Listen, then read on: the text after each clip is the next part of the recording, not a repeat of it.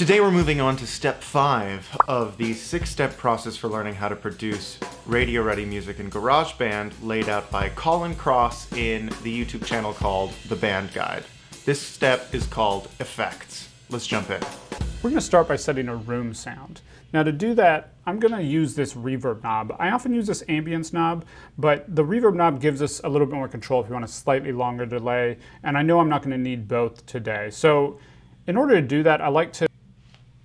Okay, I'm already anticipating that we're at a phase in this process that might not be able to completely apply to my project file because I simply don't have as many tracks as Colin does here in this project file. I don't have drums. I don't even have bass. I literally just have multiple guitar tracks and multiple vocal tracks. So this is, I'm sure, incredibly valuable and necessary, but I'm not entirely sure at this point how much of this I'm actually going to be able to apply and retain just due to the size of my project. But we'll tweak it out, we'll test it out. This time I'm actually going to go a step further than the last video. The last video I kind of backed off and was hesitant to do anything because I thought it wasn't necessary. But this time I'm still going to go ahead and play around with the knobs, even though it doesn't really align with my project as well as it does with Colin's. Anyways, let's jump back in.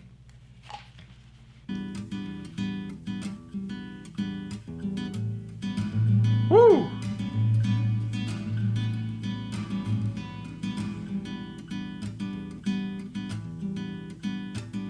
Okay, at least I know where the knob is.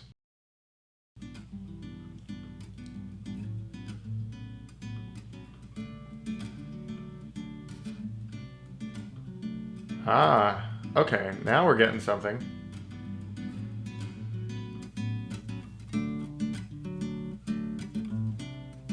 Okay, that's cool.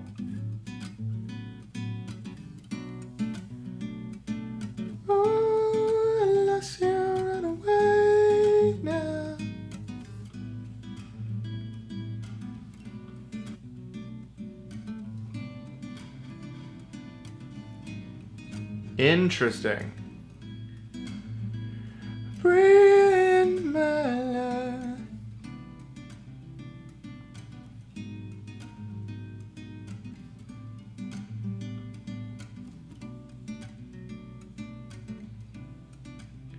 It's fun to just play with knobs. On this is adjusting this knob right here. So if this knob were to go up, you see what I mean? Okay.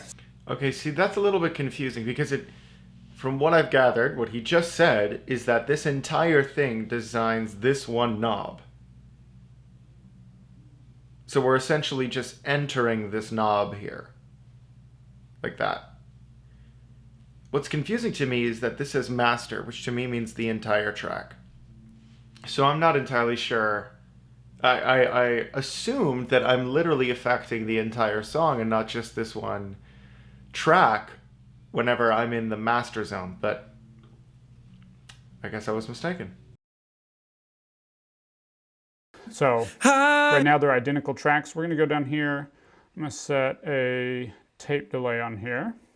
And we're just going to set it the fastest setting. It doesn't necessarily matter that this is a 16th triplet. That's not really what we're listening for. We're just listening to how fast it is. We're going to set our feet.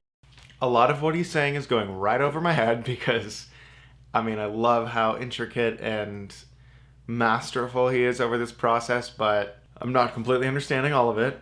I do love what he said about allowing the reverb to kind of melt everything together a little bit more and allow each track to bleed over into sonic areas of the frequency where there might have previously not been anything. The easiest way for me to grasp these kind of sonic concepts is for me to visualize them. And so if I see the entire frequency range as like these valleys, kind of like when we were EQing earlier, I'm watching it change as I pan things, as I EQ things, as I compress things, and as I add reverb to them. And so I'm finding that I need a visualization to really understand what these knobs do. Otherwise, they're just knobs to me. But I do want to check out what this tape delay is. So let's go back a little bit and check that out. Back for a second. Okay, let's... Believe me, breathing, my love, breather. You can't deceive me, breathing, my love, breather. You don't believe me, breathing, my love, breather. You can't... That's really interesting. When the money's spent and your head's under the weight. Okay, I'm not in love with that sound, but I still want to go ahead and just experiment with it. Master... How did he do that? Effects. And then master echo. And then he turned it on. And he changed the setting to half note flutter. You can't deceive me. Oh, turn around and just close your eyes. Don't try to solve this. You can fall backwards. You can fall backwards. No more hiding beneath that light. We'll dance in the darkness. You can fall backwards. You can fall backwards. And I will get you there every. That's a trip. I don't know if this song needs that, but I'm glad I know how to do it now.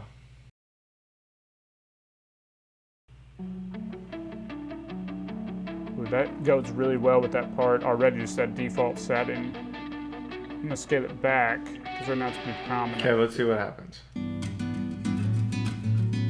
Whoa.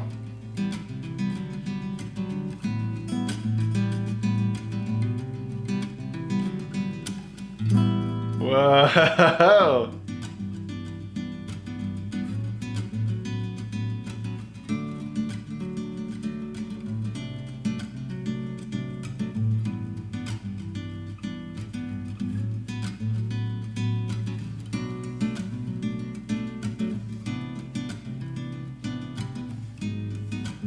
Wow. That is really, really cool.